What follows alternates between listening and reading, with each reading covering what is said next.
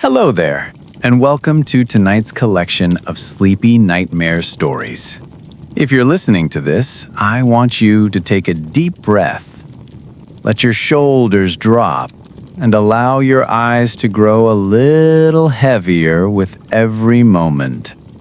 Tonight's stories dive into the darkest corners of the mind, the place between dreaming and waking, where shadow figures whisper and sleep paralysis becomes something far more real than we ever want to believe.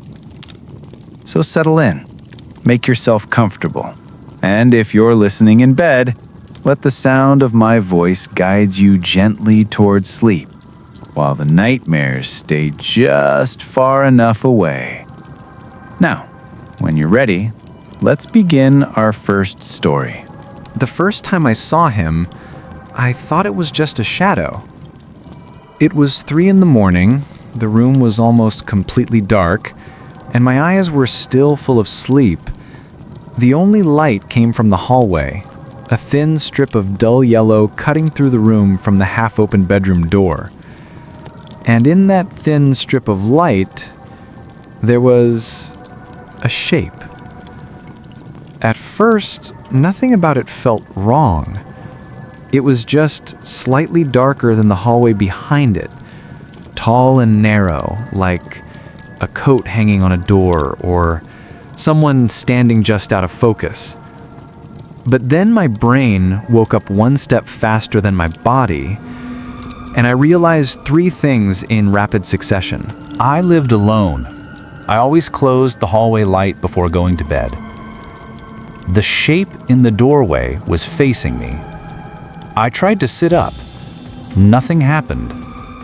It was like someone had poured concrete into my muscles while I slept. My chest felt pinned. My arms felt buried. My legs were there, but not mine to move. Only my eyes could shift, dry and gritty, rolling slowly from the ceiling to the doorway.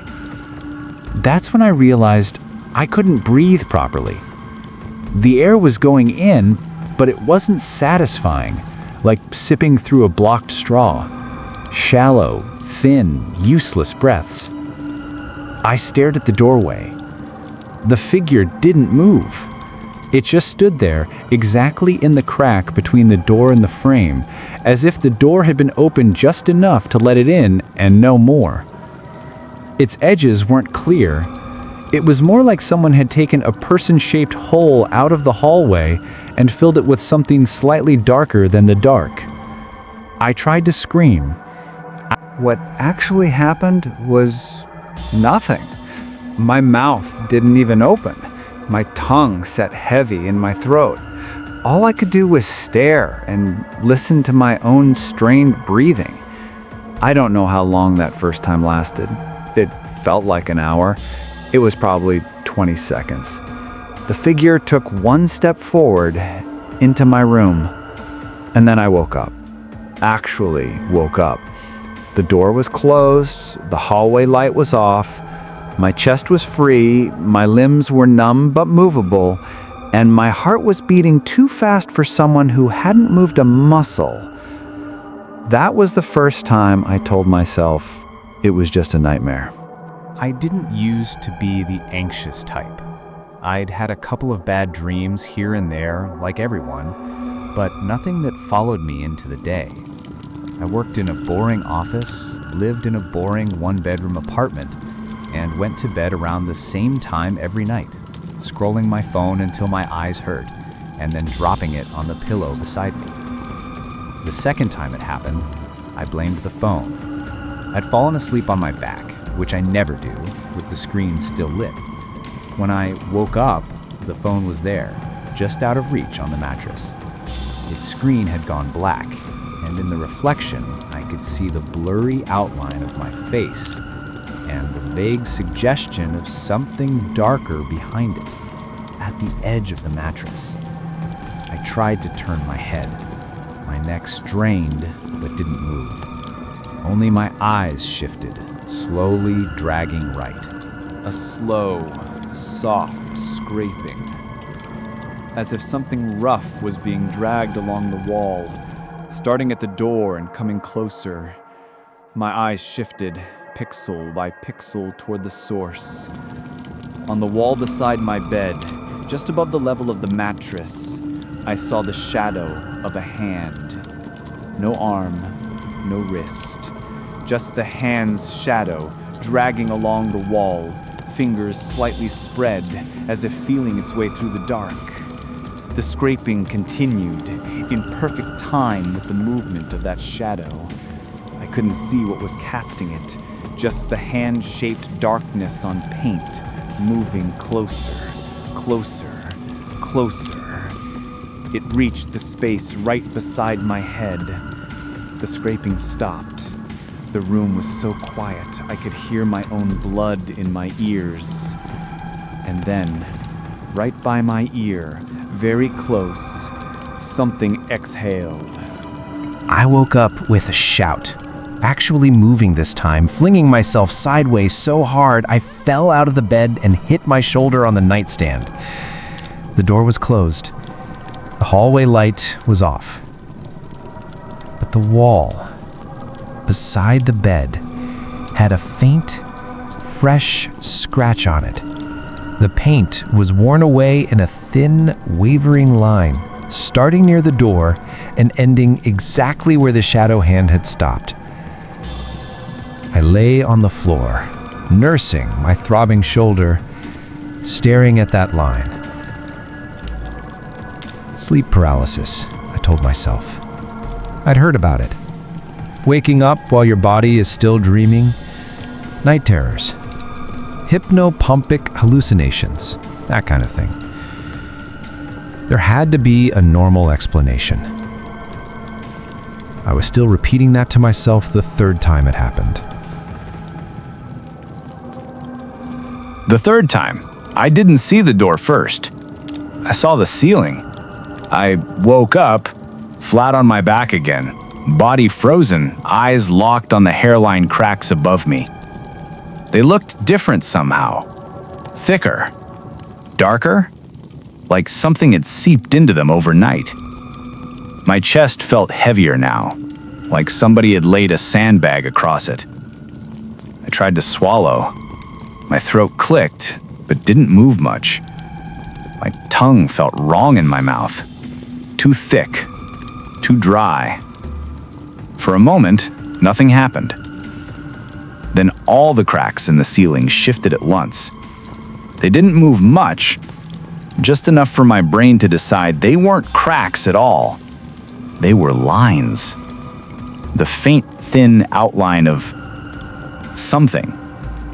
Like a man pressed flat against the ceiling above me, arms spread, legs stretched, head tilted down, looking directly at me.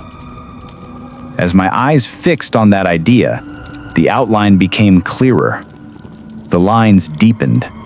The shapes took on depth, not quite three-dimensional, but more than just nothing.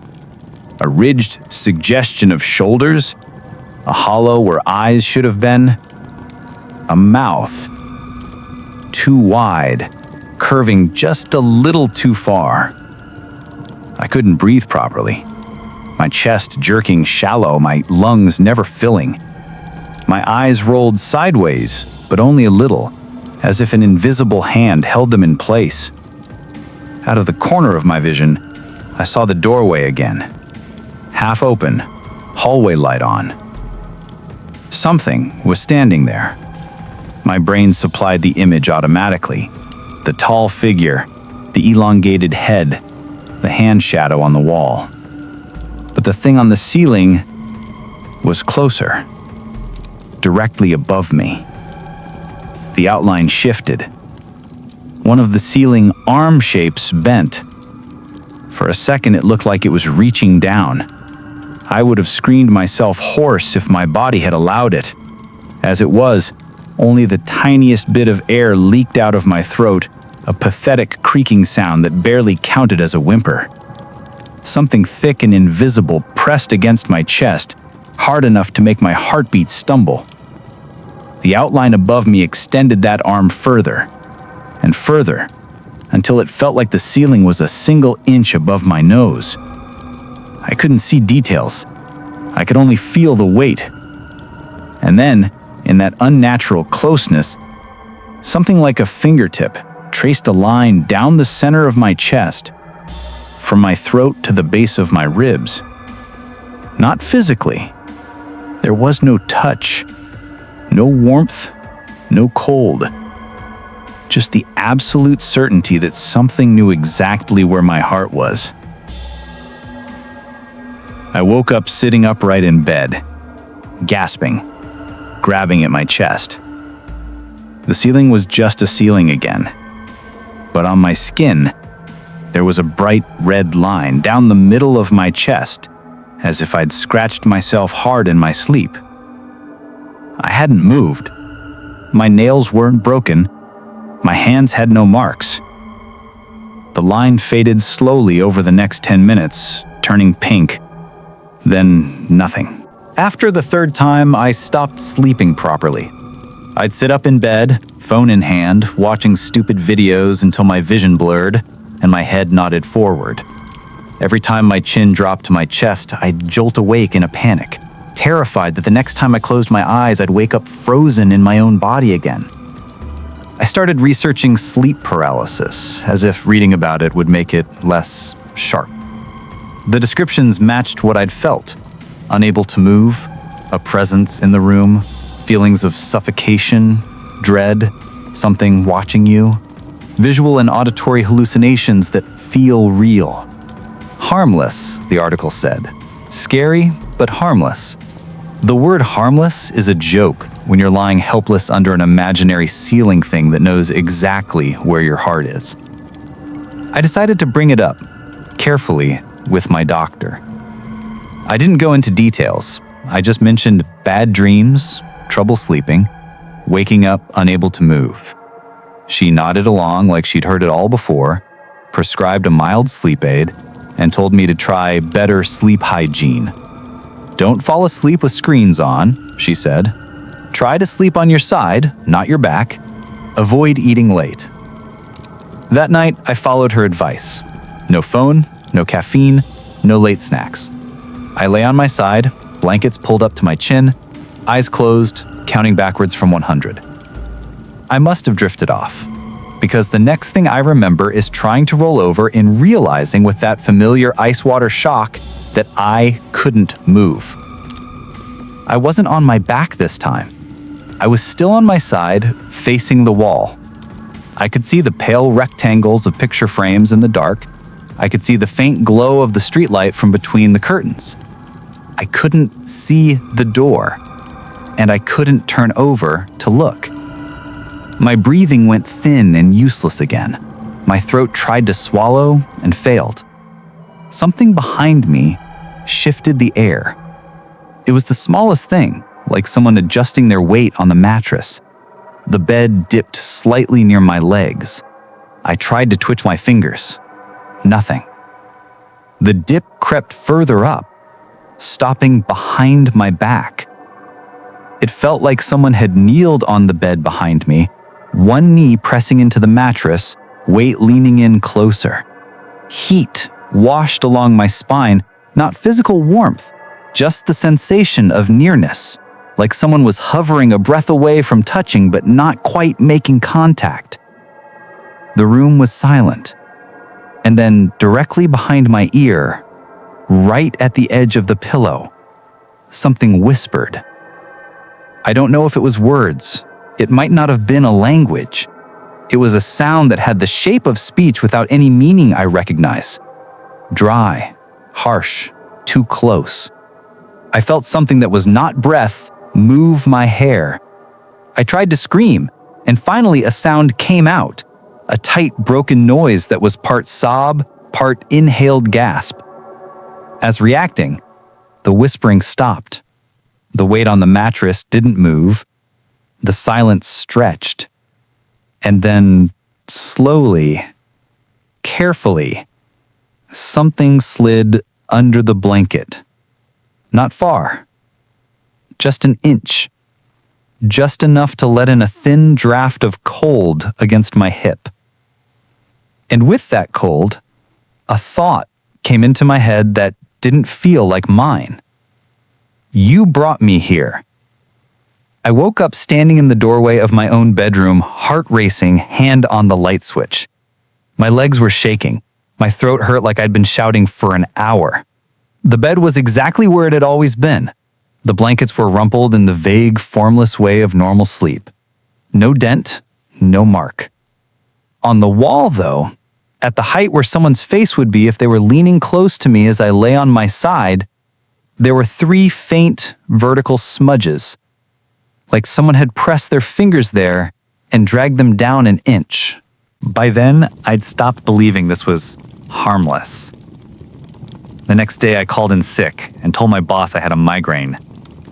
I couldn't focus on emails anyway. I couldn't focus on anything except the idea of going back to bed that night and waking up pinned to the mattress again, forced to watch something that wasn't entirely in my head. I spent most of the day on forums this time. Not medical websites, places where people whispered anonymously about the things they'd seen in the dark. They had names for the visitors. The old hag, the shadow man, the thing on the ceiling, the man in the doorway. One post caught my eye. Sleep paralysis isn't always just your brain glitching. Sometimes it's like you've accidentally left a door open a crack. And if you pay too much attention to what's on the other side, it notices. And then it keeps coming back. That line made me feel physically sick. Had I brought this on myself? Had I opened some kind of door by thinking about it too much, fearing it too much, feeding it too much attention? The more I read, the more a pattern emerged. People who experienced it once or twice and then ignored it usually didn't see it again. People who obsessed over it, wrote about it, told everyone about it, got it worse. More visits, clearer figures, louder voices.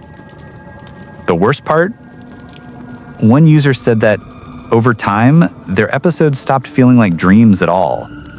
It's like I'm fully awake. I can hear my phone buzz, hear traffic outside, even smell things from the kitchen. But I still can't move, and the thing still comes. They ended with this. The scariest part is, I'm not sure anymore if I'm awake when I can finally move again, or if I just shifted into another version of the dream. I closed the laptop after that. My hands were shaking too much to keep scrolling. That night, I decided I was going to do the opposite of what I had been doing. No fear. No staring at the doorway. No lying there waiting for it to happen. If it came, I'd pretend I didn't see it.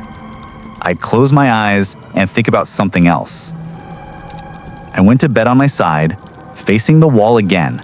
I didn't bring my phone to the pillow. I didn't look at the door. I told myself firmly and repeatedly that if I woke up frozen again, I would not look. I fell asleep surprisingly fast for someone so terrified. And I did wake up, frozen, on my side, facing the wall. Except this time, I immediately noticed something different. The room was bright. Not daylight, not lamplight. It was the color of the hallway light, the dull, faded yellow of a cheap bulb. Only it was too bright. It washed over the wall in front of me, flattening the frames into dark rectangles. It filled the corners of the room, pushing out the usual comfortable darkness.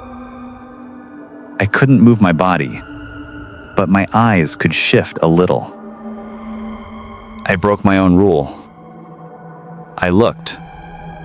Slowly, my gaze dragged from the wall to the edge of the bedroom door. It was fully open now. The hallway beyond was lit up too bright for 3 a.m. In the doorway, perfectly centered, stood the figure. There was no pretending now that it was a trick of the dark. It had outline, it had shape, and in the middle of its too long head, it had two pits that were almost, but not quite, eyes. Not glowing, not reflecting, just two darker holes in the darkness. It didn't move.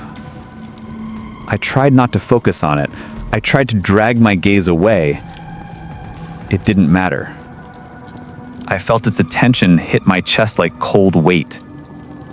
My breaths came faster, shallow and useless, and in the periphery of my vision, something moved on the ceiling. I refused to look up. I stared at the floor instead, or tried to. I stared at the skirting board, at the faint shadow where the bed met the carpet. That's when I realized I could hear something. Not whispering this time. Footsteps. Not loud, not heavy, just the soft, deliberate sound of bare feet on carpet coming down the hallway. From behind the figure. The light in the hallway flickered once, twice. A second shape appeared, just behind the first. Shorter, whiter. They both stood there in that too bright light, silhouettes cut out of the glare. And from somewhere above me near the ceiling, something else exhaled. You brought us here. The thought wasn't mine. It slid into my head like cold water. My vision tunneled. My hearing shrank down to a thin, high-pitched whine. I couldn't move. I couldn't scream. All I could do was stare as the nearest figure lifted one arm. The shadow of that arm stretched across the floor, long and thin, until it reached the side of my bed. The fingers on that shadow hand spread, and the arm began to lower. The second figure behind it leaned forward slightly, as if curious. The light flickered again. Something shifted on the ceiling, and then, in my ear, in a voice that was both inside and outside my skull, something said, "Don't wake up." I opened my eyes. Really opened them. Daylight flooded the room. My alarm was blaring beside my head. My phone vibrated itself closer to the edge of the nightstand with each buzz. My body moved when I told it to. I rolled over, slapping the alarm off. The ceiling was cracked in its usual, harmless way. The door was closed. The hallway light was off. I lay there for a long time, breathing normally, feeling every inch of my muscles buzz with leftover panic. Sleep paralysis, I told myself again, but it sounded weak even in my own head. I forced myself to get up, to go through the motions of a normal morning. Coffee, shower, teeth. The hot water steadied me a little. When I came back into the bedroom, towel over my shoulders, my heart dropped straight through the floor. The door was half open, and the hallway light was on. I hadn't touched either.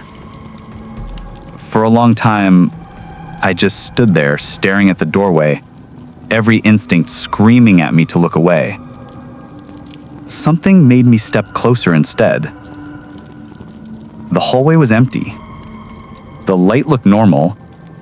I flicked it off with a shaking hand, then turned back to the bedroom, ready to chalk it up to my own forgetfulness. That's when I saw the wall. Right beside the bed, at the height of my chest when I lie down, the faint scratches before were darker, deeper. There were 5 of them now, like finger marks, dragging slowly downward. I don't know if what's happening to me is just sleep paralysis or something else. All I know is I moved my mattress away from that wall that day, and every night since, just before I turn out the light, I make sure the door is either completely closed or completely open, because I've learned something I didn't want to know. The worst thing you can do is leave it half open. Before we move on, I want you to take a moment. Breathe in slowly and breathe out just as slow. Let the weight of your blanket settle around you. Let your body relax a little deeper into whatever you're resting on. If your room is quiet, notice the silence. If there's a little noise in the background, let it fade into nothing. Because the next story, the one you're about to hear now, is something that happens to people exactly in moments like this. When you're half asleep, half aware, and your mind is still open to the dark. Now, when you're ready, when the breathing isn't yours. I used to think I lived alone. Most people say that meaning they have no partner, no roommate, no pets. But when I say it, I mean something different. I mean, I thought every noise in my apartment belonged to the building, or the neighbors upstairs, or the wind outside the windows. Not something else. You don't realize how comforting your own breathing is until the night you wake up and hear someone else's. It started 3 months after I moved in. I'd fallen asleep on my back, something I never do, and woke up sometime near dawn to the soft sound of breathing right beside me. It wasn't loud, just slow, gentle, like someone had finally drifted into deep sleep. At first, I didn't think much of it,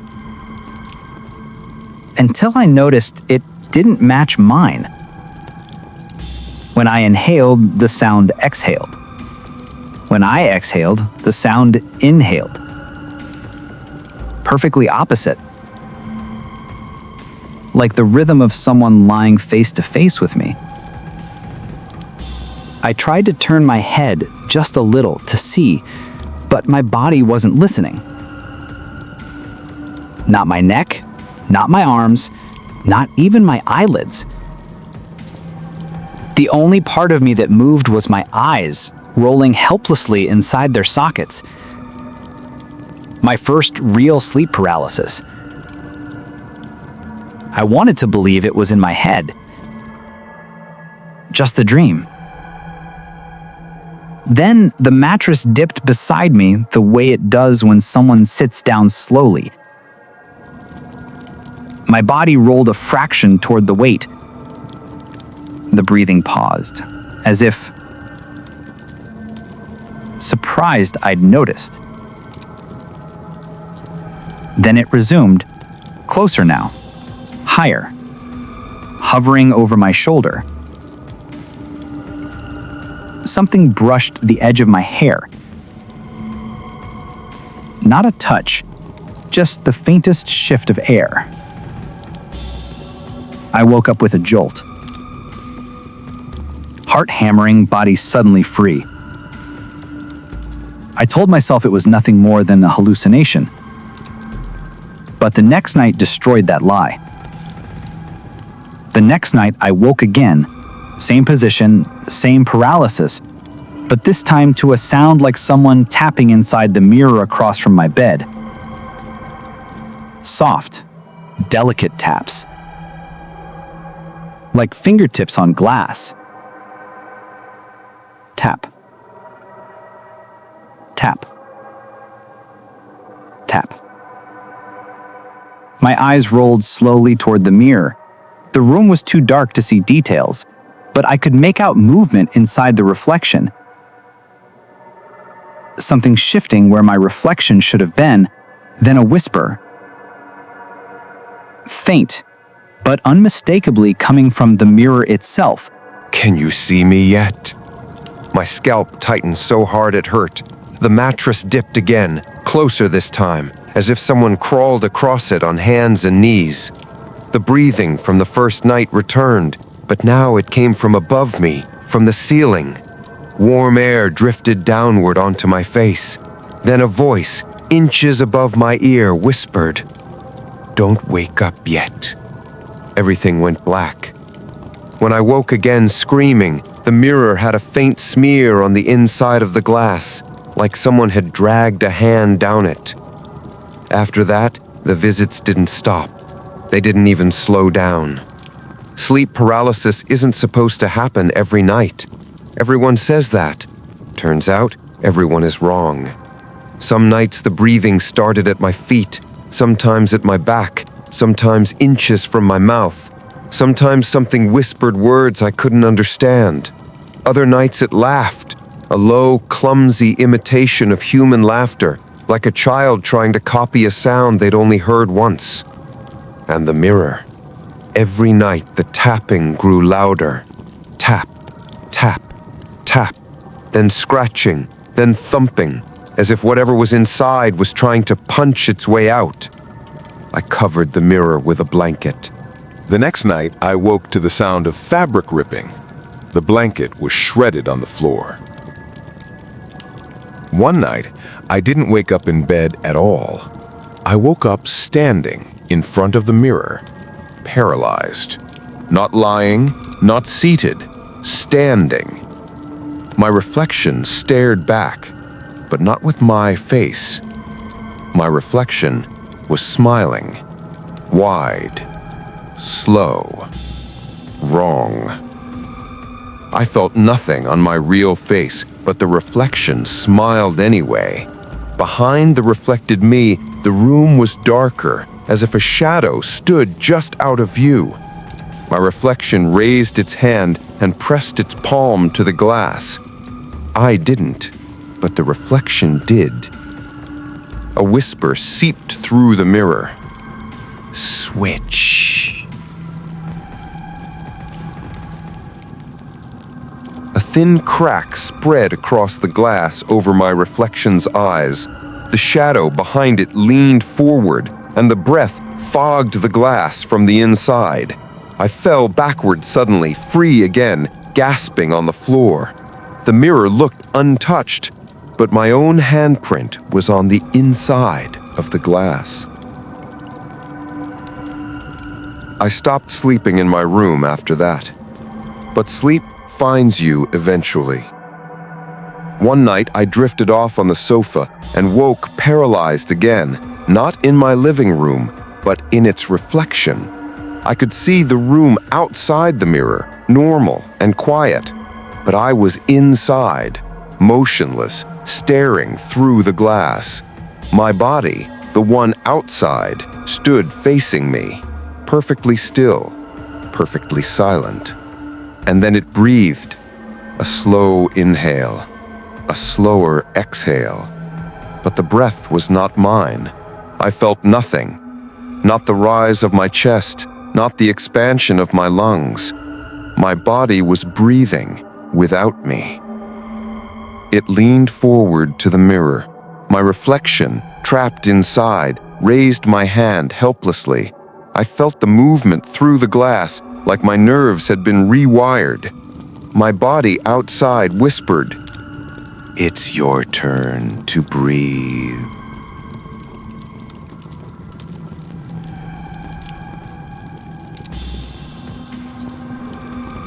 The mirror flashed dark.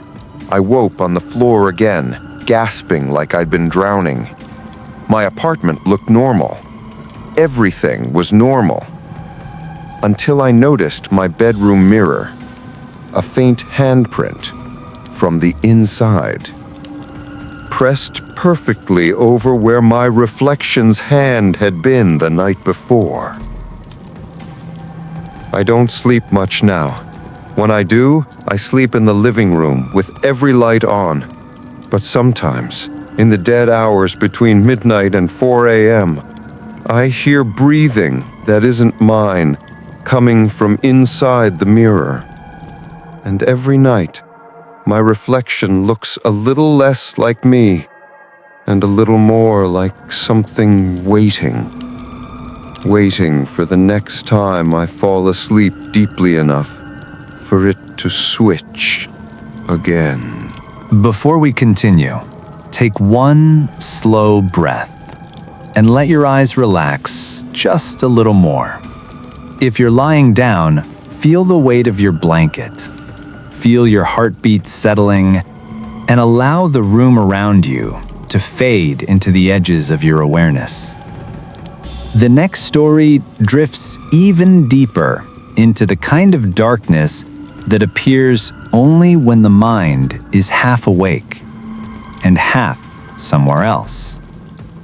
When you're ready, listen closely. The next story drifts even deeper into the kind of darkness that appears only when the mind is half awake and half somewhere else. When you're ready, listen closely.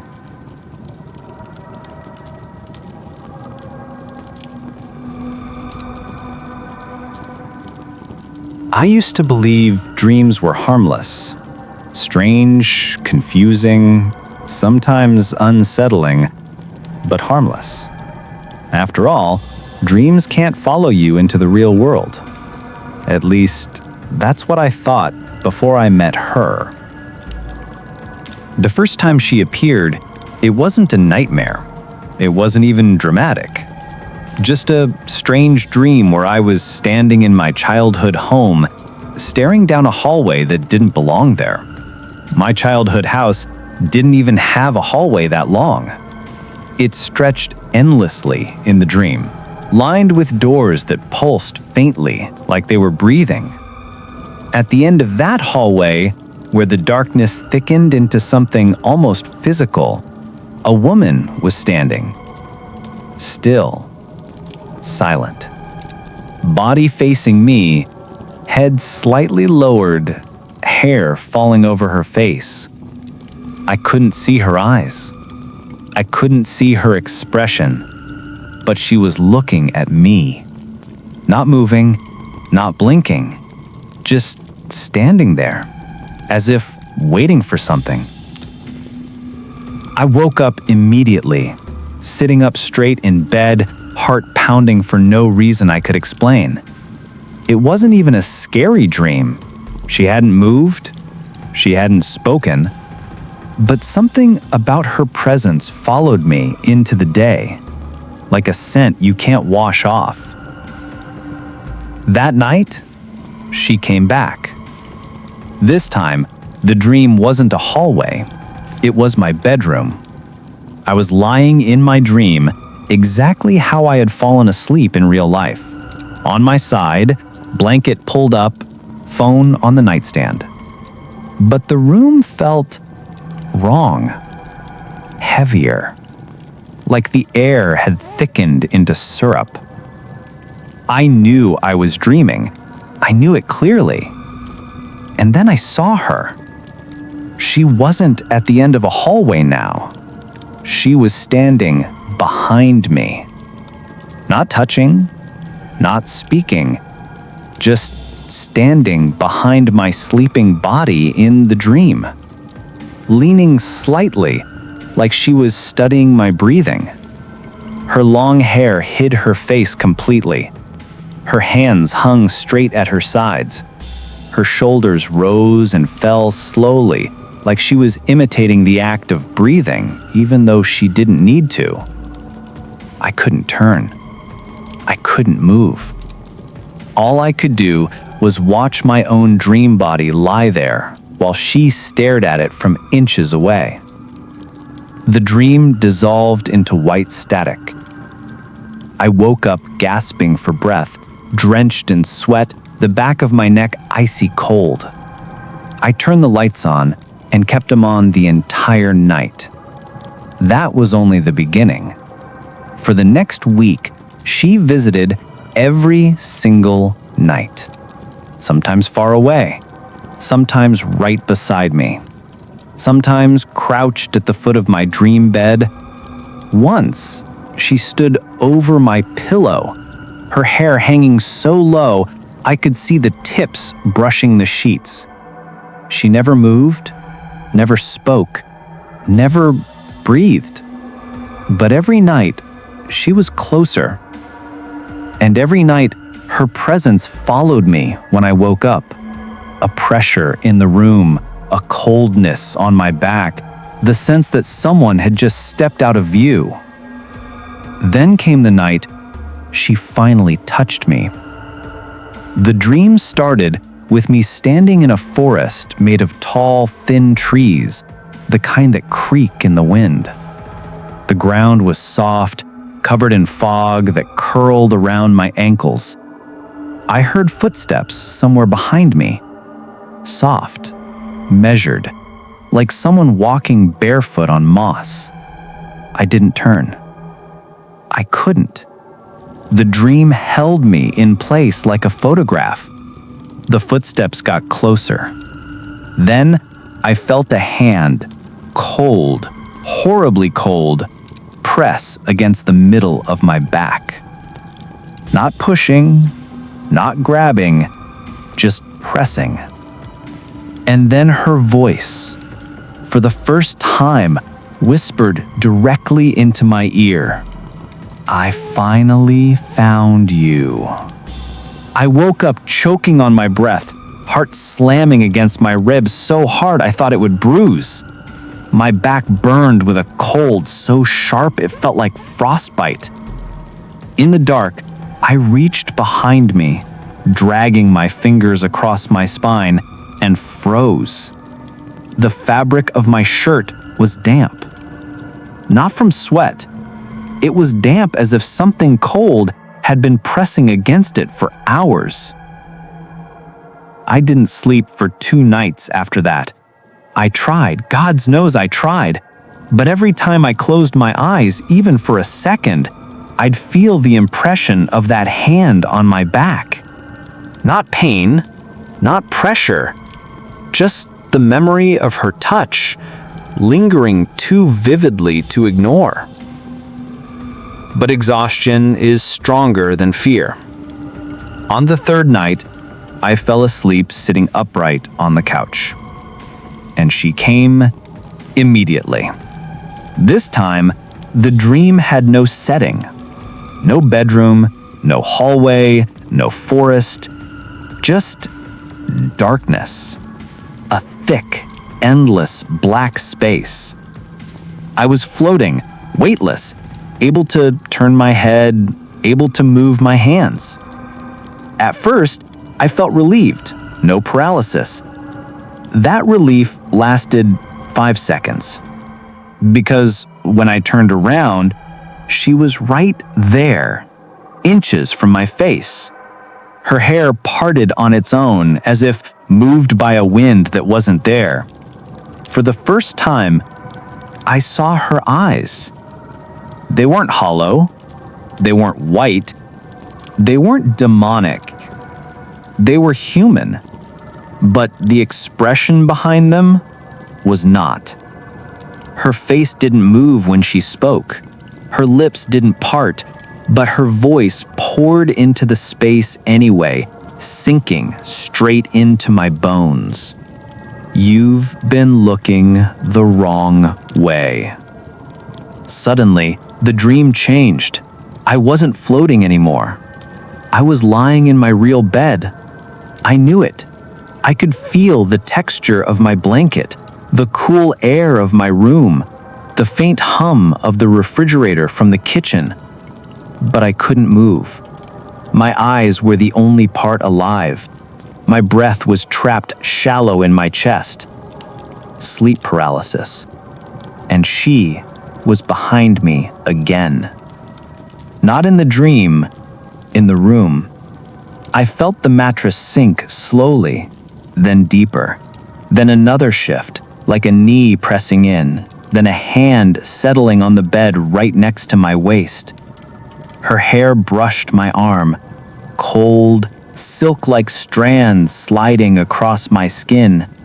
Then, with horrifying slowness, she leaned her head down until her face hovered just behind my ear. I felt the faintest touch of her breath, colder than ice, sharper than winter air. She whispered, "You finally stopped running." A tear rolled down my cheek, the only part of me that could move. She slid her hand under my pillow. Not searching, not grabbing, just feeling. as if she was learning the shape of me. Then she whispered, "Stay still. This part is easier if you don't fight." The room compressed, like the air thickened around us, pulling inward. My vision darkened at the edges.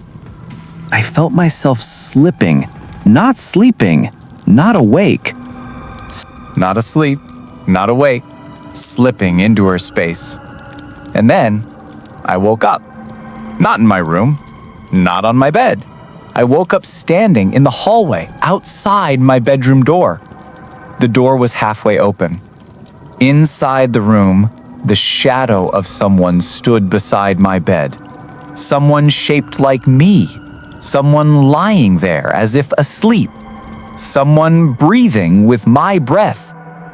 I stepped backward, trembling so hard my teeth hurt, but the breathing in the room didn't change. It stayed steady, like my body was still there, but I wasn't in it. The shadow in the room turned its head slightly toward me. Not fully, just enough for me to understand she wasn't behind me anymore. She was inside me. And whatever was sleeping in my bed wasn't me. Before we continue, take one more slow breath. Let your body sink just a little deeper into wherever you're resting. If your mind feels heavy, that's good. That means the stories are doing what they should.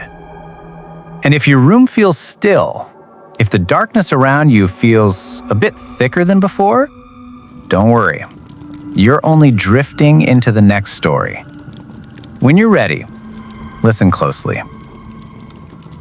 The first time it sat on me, I thought it was my own heartbeat. Just a tightness in the chest. The kind you get when you've been stressed for too many days in a row. But then the weight grew heavier, spreading slowly from the center of my ribs outward, like a cold hand flattening itself across my body. And that's when I realized this wasn't inside me. This was on me. I tried to inhale, but the air didn't fill my lungs properly. Thin, shallow breaths fluttered uselessly in my throat. The heaviness increased by the second, until breathing felt like dragging a boulder up a hill with every inhale. I wanted to reach for my phone on the pillow beside me. I wanted to sit up, roll over, move even a finger. But my body stayed frozen. Sleep paralysis. I'd had it once before, years ago. But that time there had been nothing in the room, just the terrifying knowledge that I couldn't move. This time, I wasn't alone. The weight shifted slightly on my chest, like something adjusting its position. The blankets tightened around my ribs, pulled downward by an invisible mass. I could feel the exact shape of it, not flat, not round. It felt like knees. Two knees pinning down my chest, and the faint pressure of hands settling just below my collarbones. Something was crouched on top of me. The room was silent except for my weak breathing. My eyes scanned the ceiling, the corners, anything to avoid looking down. And then, very slowly, something leaned forward. I couldn't see it, but I felt it. A cold breath pressed against my face, right between my eyes, like the space where someone would look if they were trying to see straight through you. The weight lowered, pressing tighter, harder, until it felt like my ribs would crack. And then a whisper, soft, brittle, like paper tearing, slid across my cheek. "You're not asleep." My eyes burned with panic. I tried to scream. Only a thin sound escaped behind my own unmoving jaw. Whatever was sitting on me exhaled again, this time slower, heavier, letting its breath drag across my face like a cold cloth. "You're awake," Don't pretend. I shut my eyes, hoping the darkness of my own eyelids would hide me somehow. The weight shifted again. Something pressed down on my shoulders now, pinning them harder into the mattress. Then, the worst sensation yet. Something brushing my neck. Not a finger, not a breath. More like hair. Strands of cold, dry hair sliding across the skin of my throat. I could feel them, tickling, trailing, curling slightly, as if whatever was crouched on me was lowering its head, letting its hair fall around my face like a curtain. I felt something else too. Not breath, not touch, just presence. A presence lowering its forehead toward mine. Then, inches from my eyelids. I know when you're awake. My heart hammered so loud it felt like the room vibrated with every beat. The hair brushed my cheek again, my jaw, my ear. A sound like a slow inhale rattled near my neck. Cold drifted down my throat, like someone's face was inches above it. Then, to my absolute horror, I felt pressure on my sternum. A hand. Fingers spreading, feeling the shape of me through the blanket. The whisper slid down my ear. Let me in. I forced my eyes open, the only movement I could make. There was nothing visible on my chest, nothing crouched on me, nothing leaning over me. But the blankets were crushed inward, bowed under an invisible weight.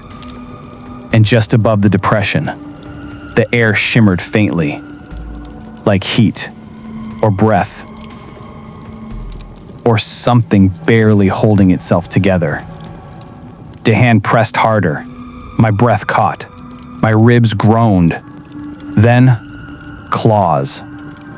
Not sharp, not tearing, but fingers that felt too long, too cold, too careful pressed against my sternum, like they were testing the space between my bones.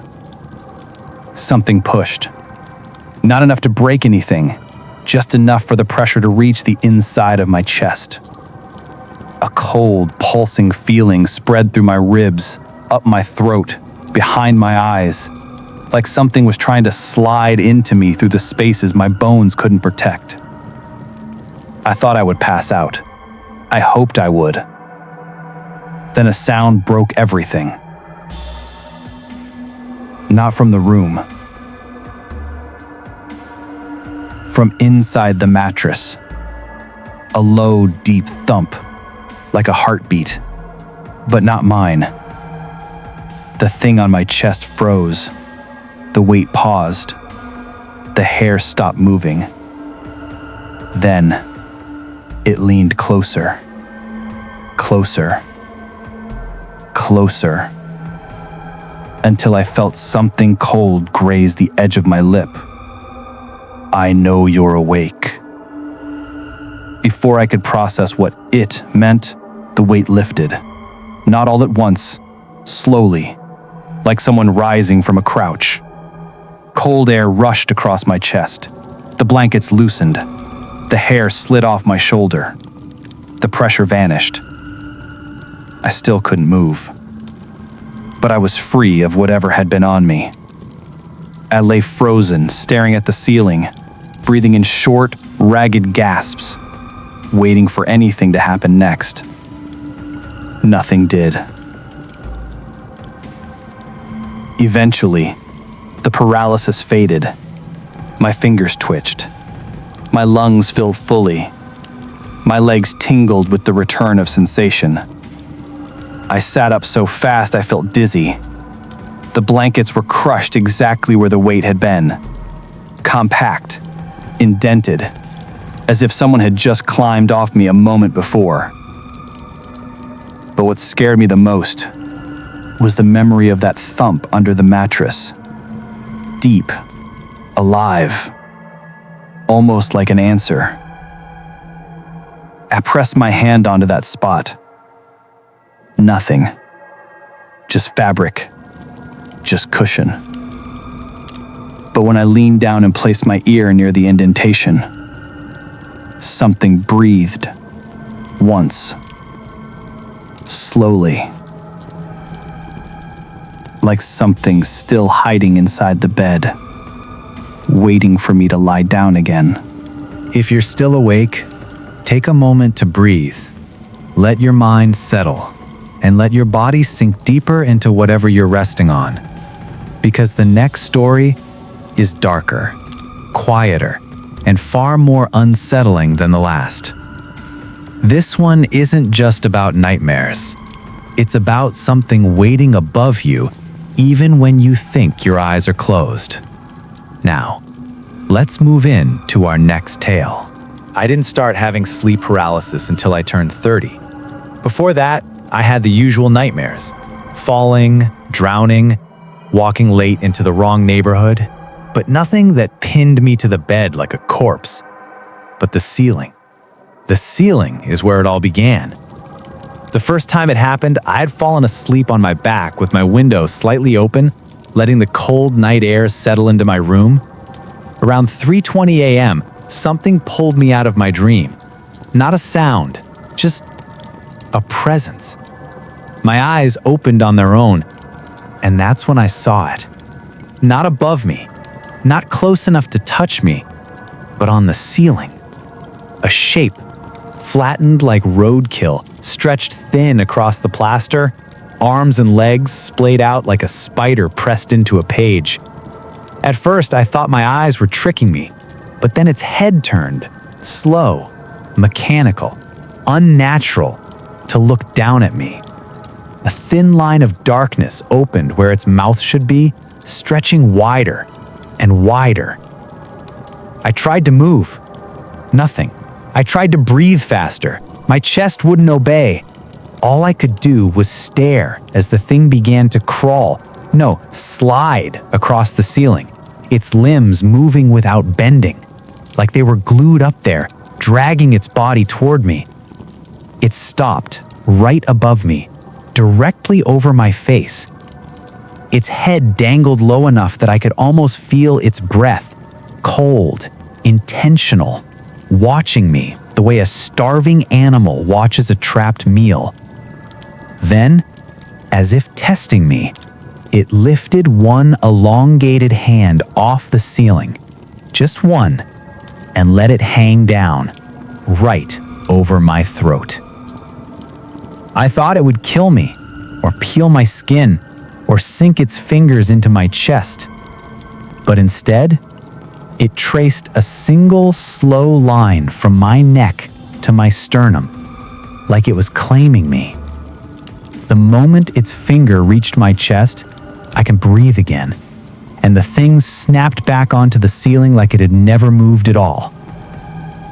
When I finally woke up fully, the room was empty, but the memory stayed. And it wasn't the only night. If this was a one-time hallucination, I could have survived it. But the second night was worse. I took melatonin that evening, thinking maybe deeper sleep would stop the paralysis. But around the same time, 3:20 a.m., something yanked me awake again. Only this time, the ceiling wasn't empty. There were two. One above my bed and another on the far corner of the room, both flattened, both staring down at me with those long, stretched faces and hollow black eyes. The one above me crawled closer. The other stayed in the corner, but whispered. Just faint enough that I didn't hear words, only a tone, a warning, or a threat. My heart was pounding so loud I thought it would burst. I couldn't move. Not a finger, not an eyelid.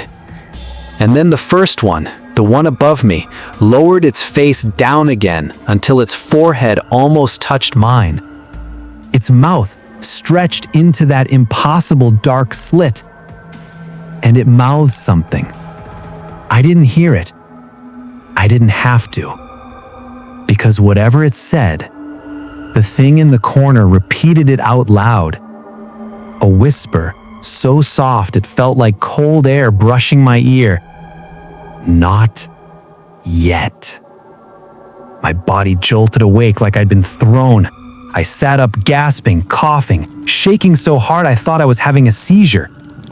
The room was empty again. But this time, something had changed. Because on my chest, exactly where the creature touched me, I found a long, thin bruise. As if someone had dragged a finger down my skin hard enough to leave a mark. If your eyes are getting heavier, let them. And if your mind is drifting, let it drift just a little further. Because the next story isn't about shadows.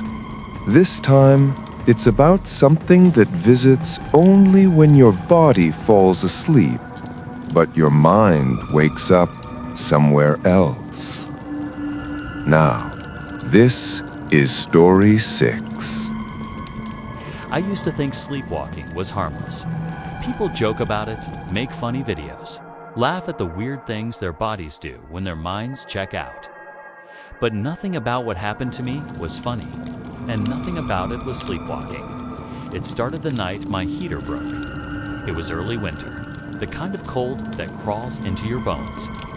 I slept under 2 blankets, curled tight, wearing thick socks, hoodie on, the works. Sometime in the night, I woke up to an odd sensation. Not a noise, not a presence, just a place. I was standing not in my bedroom, not even in my home. I was standing barefoot on cold tile. My breath was foggy in front of me, and I was facing a mirror, a huge rectangular bathroom mirror, but not mine. The room looked abandoned, wallpaper peeling, broken tiles, sink covered in dust. I lifted my hand slowly. The reflection lifted its hand too, same timing, same movement. But the thing in the mirror wasn't me, not completely. Its face was mine. But the mouth was wrong too wide. The eyes were half open, glazed, and the skin around the jaw looked bruised, like someone had grabbed it hard. I tried to breathe. My chest didn't move. I reached out to touch the mirror. My reflection stayed still. Then it smiled, a long, slow, unnatural smile that stretched into something that hurt to look at. I felt myself fall forward, and I woke up in my own bed, gasping, blankets tangled around me. My feet were ice cold. My socks were gone. Asterisk, the next night, I tried to stay awake. Lights on TV, playing soft. Phone in my hand, didn't matter. Around 3:12 a.m., my eyes slammed open, not the slow, dreamy kind of waking up, but a jolt like someone had shaken me awake. I wasn't in my room. I wasn't even in the same building. I was standing in a long, narrow hallway with old wooden floorboards and faded floral wallpaper. Everything felt damp, heavy, wronged out of the far end of the hallway. Stood a door barely cracked open. The faintest sliver of light seeped through. Behind me, absolute darkness. I tried turning around. My legs moved like they belonged to someone else, slow, stiff, deliberate. That's when I realized. My hands were shaking. Not from fear, from cold. The last time it felt like I'd been transported. This time, it felt like something had dragged me here. A soft creak came from behind the cracked open door, as if someone was rocking gently in a wooden chair. Back and forth, back and forth. The sound became rhythmic, almost like breathing. I stepped forward, one step, then another. I didn't want to, but my body was moving without me. When I reached the door, something pressed against the crack. A pale hand. But it wasn't reaching for me. It was holding the door closed from the inside, as if someone was trying to keep something in or keep me out. Voice whispered from the other side, "Don't let it see you." My entire body froze, and then something shifted behind me in that long, dark hallway. A heavy, dragging step. Then another and another dot coming closer. I tried to turn around. Couldn't. I tried to scream. Nothing. The thing behind me, breath slow, wheezing, like its lungs were wet dot. The voice behind the door whispered again, "Wake up." And everything went black. I shot upright in my bed, drenched in sweat, heart pounding so violently it hurt. My socks were missing again. My feet were freezing. My bedroom window was slightly open even, though I had locked it. Asterisk, I didn't want to sleep. But the body always wins. I finally dozed off around 4 a.m., exhaustion crushing me. This time, when I woke up, I was lying flat on my back, on a floor, a wooden floor, the same hallway, except now. I was at the opposite end, far from the door with the whispering voice, close to the darkness, and I wasn't alone. Something was crouching beside me. I couldn't see it well, only its outline. Long arms, longer legs. Head slouched forward like its neck couldn't hold it up. It breathed too fast, like an excited animal. Then it lowered itself until its face hovered just inches from mine. I couldn't move, couldn't even blink. Its fingers, thin, bony, cold, touched my jaw and started lifting my face, like it was checking if I was awake when it opened its mouth. I expected teeth, but there weren't any. It was completely dark inside, like a hole carved into a face. From inside that darkness came a sound, a whisper, but layered, like more than one voice speaking at once. "You came again." Something slammed dash hard. The door at the end of the hallway burst open. The rocking chair toppled, and the room beyond filled with blinding white light. A hand, human, pale, desperate, reached out of the brightness and grabbed my wrist. "Wake up. Now." I felt my body jerk violently, and suddenly I was back in my bed, gasping for breath, wrist throbbing. When I looked down, there were fingerprints around my wrist. Small, human, real, but worse, there was something else. A thin trail of dirt on my bedsheet. A line of wooden splinters on the blanket, and my socks gone again. Asterisk, I slept sitting up, back against the wall, all lights blazing, TV playing loud. Didn't matter, at 3:12 a.m., every light turned off simultaneously. The room went silent, dead silent. Then I felt it, a cold hand brushing my ankle, slowly, gently. Pulling, I squeezed my eyes shut, praying, begging, but it didn't help. When I opened them again, I wasn't in any hallway. I was back in that first room, the bathroom with the mirror, but this time, there was no reflection, no me, nothing, just darkness inside the mirror. A shape slowly approached from within the blackness, a long, stretching silhouette. As it reached the surface, its face came into view. My face, but ruined. Jaw dislocated. Skin cracked like dry clay. Eyes wide, desperate, pleading. It lifted its hand and pressed it against the glass, a perfect mirror of my own gesture from the first night. Its mouth opened, the deep, broken version of my own voice whispered. It took my place. Now it wants yours. The mirror shattered, spraying icy shards, and something pulled me backwards hard. I woke up screaming, tangled in blankets. Heart slamming against my ribs so violently I thought it would split. When I looked at the floor beside my bed, there were wet footprints, small, bare, child, dash-sized, leading from the window, right up to my bedside. Asterisk, I sleep with my lights on, my door locked, my windows sealed, but every night at 3:12 a.m., something happens. Either the lights flicker, or the air gets cold. Or I hear the faint creak of a rocking chair from somewhere in my apartment. And every morning, my socks are missing and my wrist burns where something grabbed me. I know I'm not dreaming anymore. I know I'm not sleepwalking. Whatever I see at night has followed me. And it's only a matter of time before it takes my place, just like it took his.